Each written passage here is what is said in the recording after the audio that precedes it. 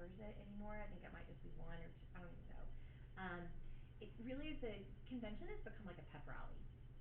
They'll have celebrities come, they'll have speeches, like signing people. I mean, President Obama first made kind of national splash by giving a speech at the 2004 convention. You know, because he was such an incredible speaker. People were like, "Who is this guy?" You know, and he really kind of made a name for himself there. They'll have celebrities come. I don't know if you guys remember. Do you know who Clint Eastwood is?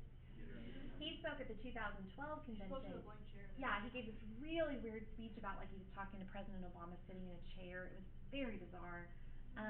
You know, things will happen like that, but it's not all televised. You can find it on C-SPAN, you know, so you can, and they'll run it 24/7, but for the most part. But remember, that's not all they're doing. They're also working on that platform, and truthfully, that's the power of the party, is when they come together. And when we study parties specifically, I'll show you how that works, but that's super important, that ratification of the platform.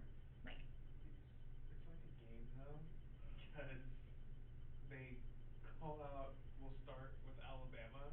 Oh yeah. And they cheer. Oh yeah. As if they're at a football game. I And told you, someone's it's like, a pep rally. and where's Alabama at? You know what? But you gotta give them their due. This is their. I mean, it's entertaining. You know, but also this is their thing. Like, this is their outlet. This is their civic participation, and they're super excited. You know. I mean, it seems like it gets so. I don't know, but people are just so hyped up.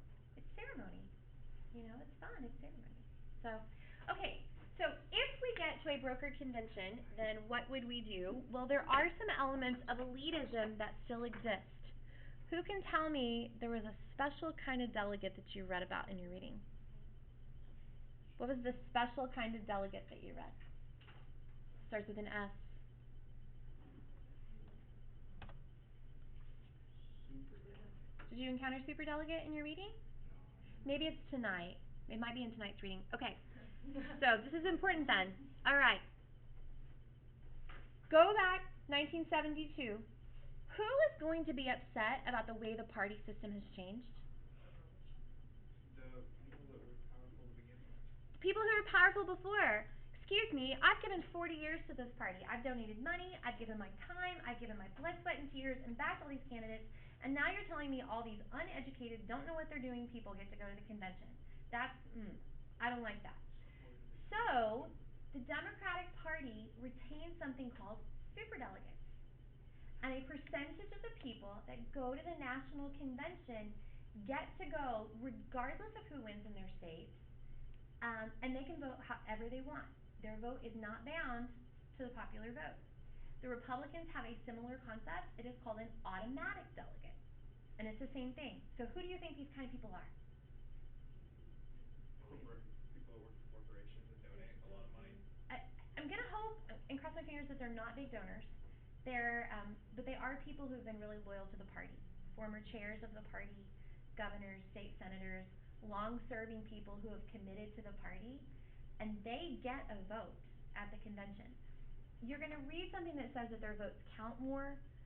There are not more superdelegates than there are normal delegates, but they vote as an individual. You know, so like if Alabama has 60 delegates, but I'm a superdelegate from Alabama, I go up and I vote.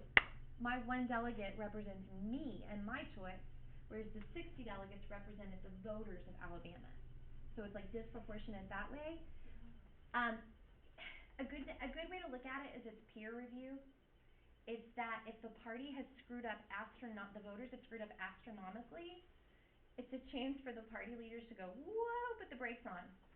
So can you imagine that right now there might be some Republican automatic delegates that are like, oh my gosh, let's hope for a brokered convention so we can prevent Trump from becoming the nominee. Because that is a nightmare to many of them. So do these superdelegates, do they come from a specific state? No. Okay. And so they wouldn't count towards the state? No. Yeah. They just count as their vote. And they don't have to like publicly declare, they don't have to say.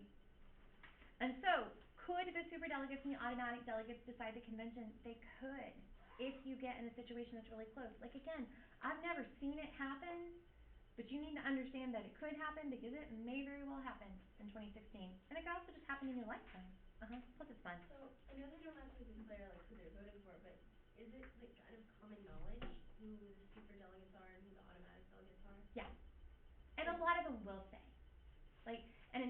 you go back to 2008, a lot of the superdelegates for the Democratic Party had come out in support of Senator Clinton, because she was a known commodity. I mean, she was like one of them. But as President Obama was like picking up more and more steam, many of them recanted and said, we're going to vote the way the people of our state vote, because they didn't want a situation like 1968 all over again. They would care more about the party winning than a particular candidate. So, okay? All right, that is the perfect place to stop for the day. So what we'll do next class is